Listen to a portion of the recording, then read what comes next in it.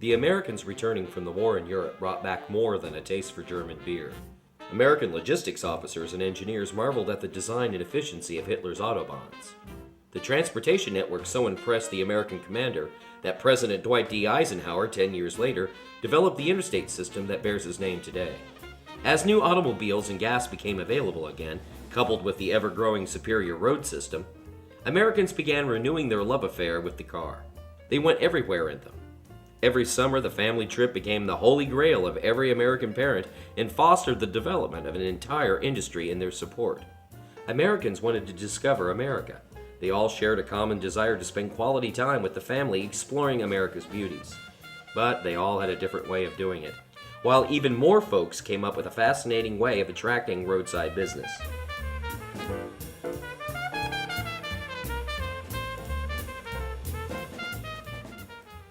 Well, the one we were talking about earlier was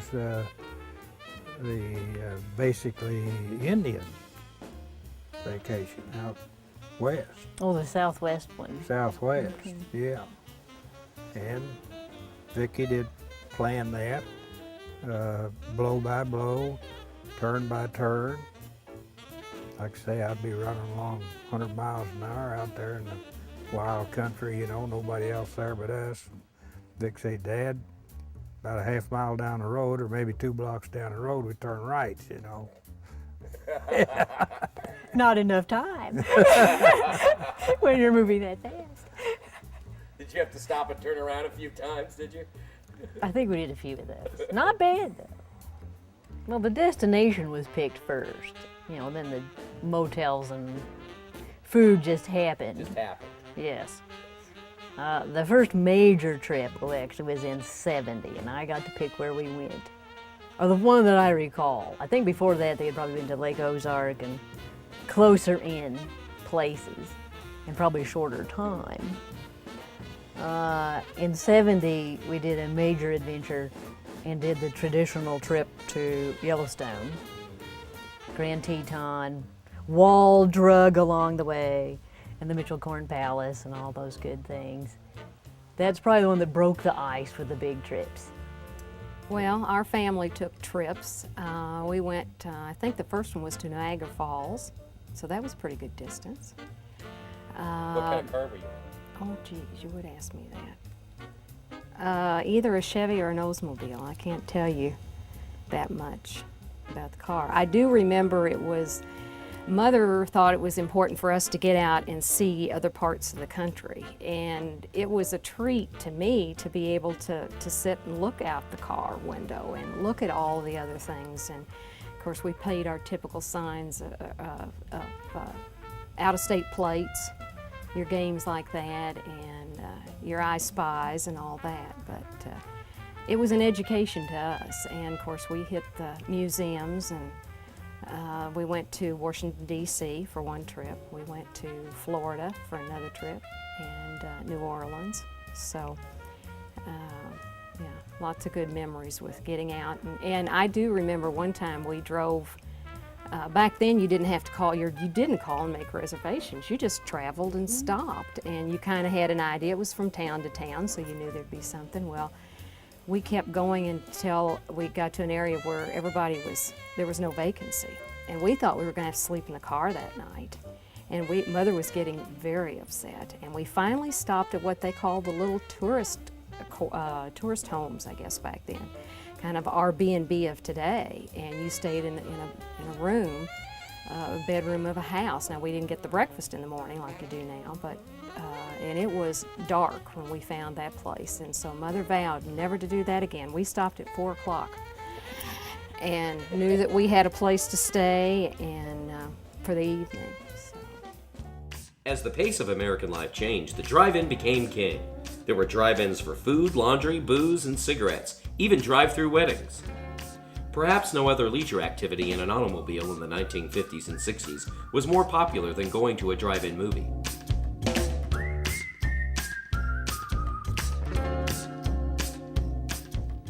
I don't recall that the family really did much drive-in attending. I think Sister Carolyn and I went every now and then, you know, probably Friday or Saturday evening. Maybe even in this Honda, I'm not sure. Since she's younger than I, you know. I do recall one drive-in event that has nothing to do with much of anything other than I just had my wisdom teeth taken out.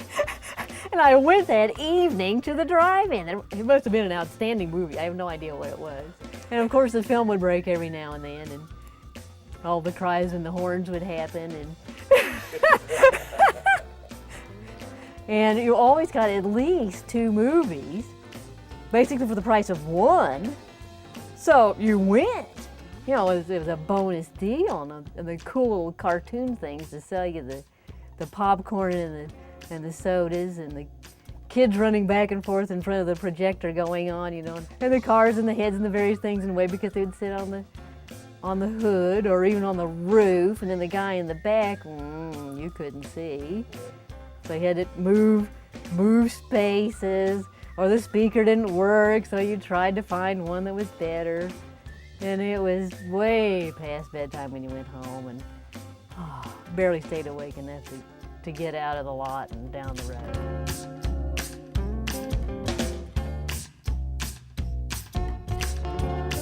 I was quite a John Wayne fan.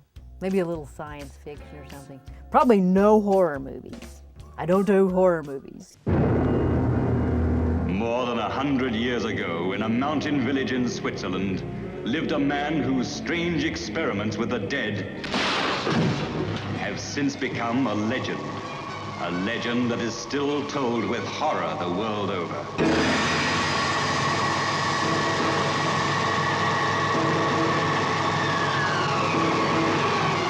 We've only just started, just opened the door.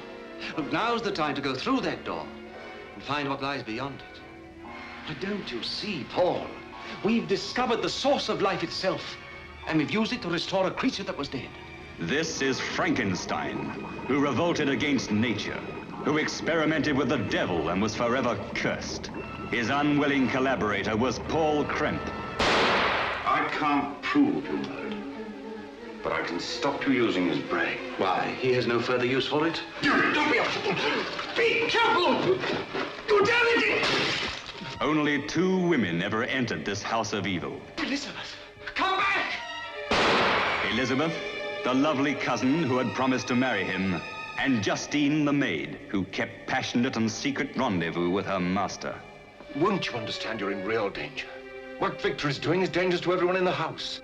Now, you cannot possibly conceive what dreadful thing he's planning to do. What are you trying to tell me, Paul? That Victor's wicked? Insane? Wicked, insane, evil. Call Frankenstein what you will. A demon had made a man-made monster, and now the monster was the master. Paul, what are you going to do? For your sake and to protect Elizabeth, I've so far kept silent. But now I shall go to the authorities and have them destroy that creature. And see that you pay for these atrocities. No!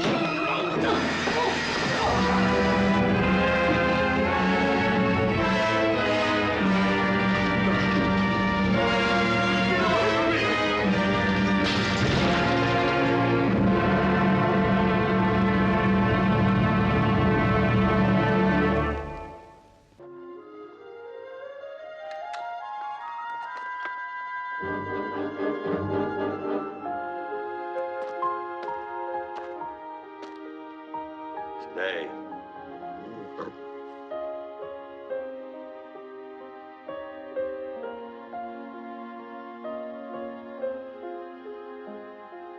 Open it up. Take that hood off. Like to see what I'm buying.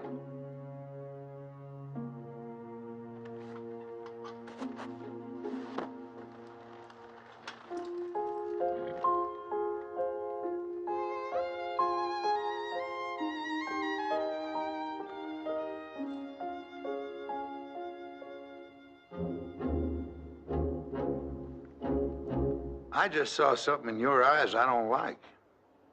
I saw a foolish thought. You understand me. Anything happens, anything at all, your fault, my fault, nobody's fault. My little brother will blow that kid's head right off. It's as simple as that. No matter who else gets killed, that boy dies, the shotgun misses him, it don't matter. You already know about the rifle on him. That won't be as messy as a shotgun at 3 feet, but that boy will be just as dead. You understand me? Say it. I understand. Now open it up.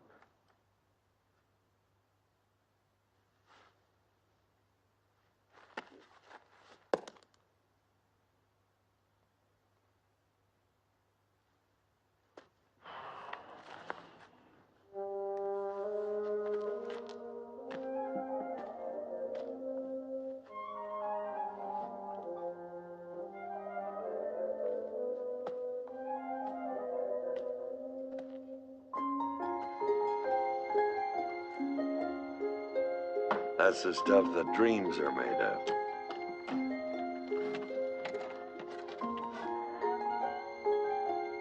What's $1 million look like, John?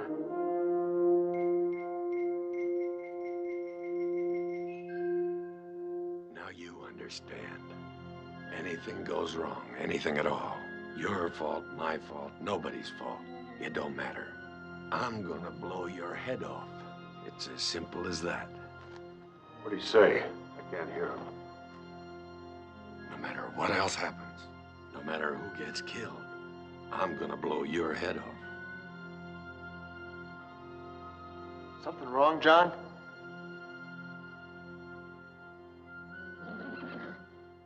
Brenner, McQueen, Coburn, Vaughn, Brunson, Buckholtz, Dexter, the Magnificent Seven.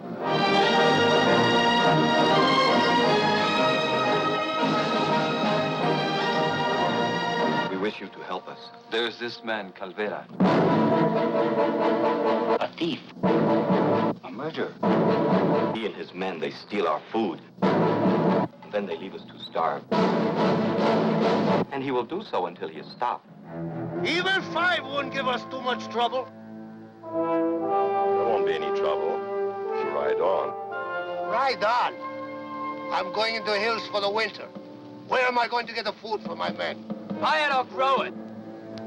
Or maybe even work for it. Somehow I don't think you solved my problem. We deal in lead, friend. Solving your problems isn't our line.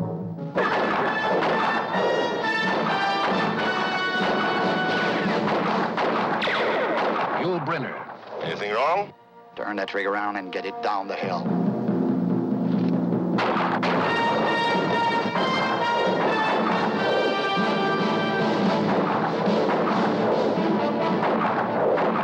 Steve McQueen. Window. Curtain moved. I'm not in a good position. Let him stick his neck out. James Coburn. Waller.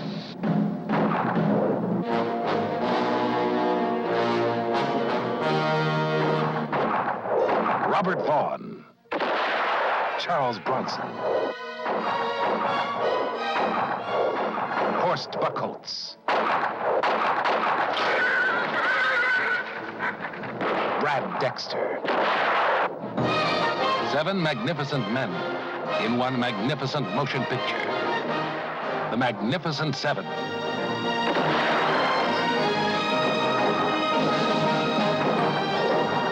Eli Wallach as Calvera, the bandit. Guns, ammunition. You know how much money that costs? Huh? Huh? He had a town at his mercy, and the Magnificent Seven at his throat. 7 who fought like 700. The Magnificent Seven.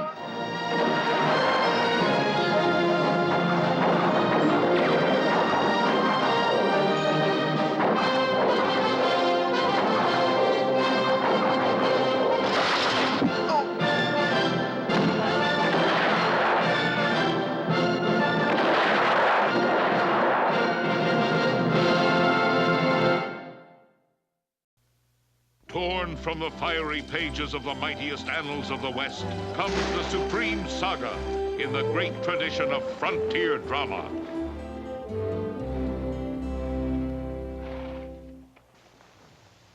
Schwa. waltzes.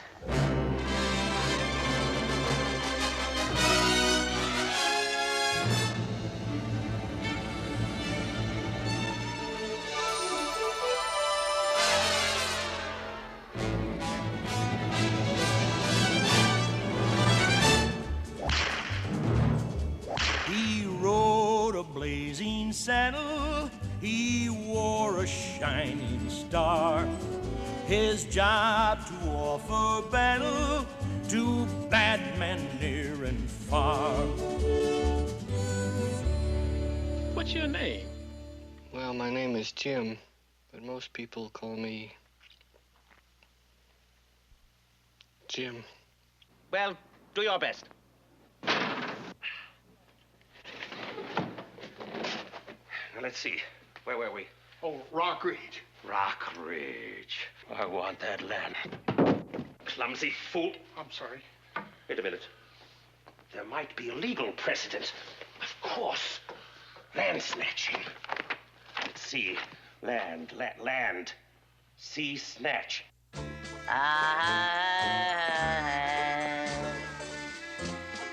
Hello, handsome. Is that a 10-gallon hat? So just sign this, right here. Oh, okay, give us a hand here. All right, sir. Work, work, work, work, work, work, work, work, work. Okay, folks, let's wipe them out! The heroic sheriff rallies his citizens in the wildest finish the West has ever seen, or the movies have ever shown. Ow! Oh! Ow! Have you ever seen such cruelty?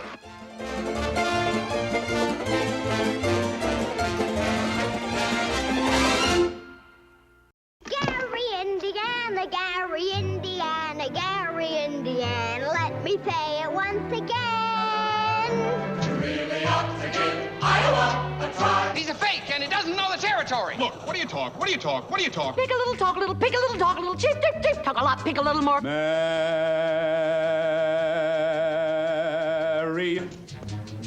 Shapoopy, shapoopy, shapoopy. Oh, we got trouble. We're in terrible, terrible trouble. That game with the 15 numbered balls is the devil's too. Oh, yes, we got trouble, trouble, trouble.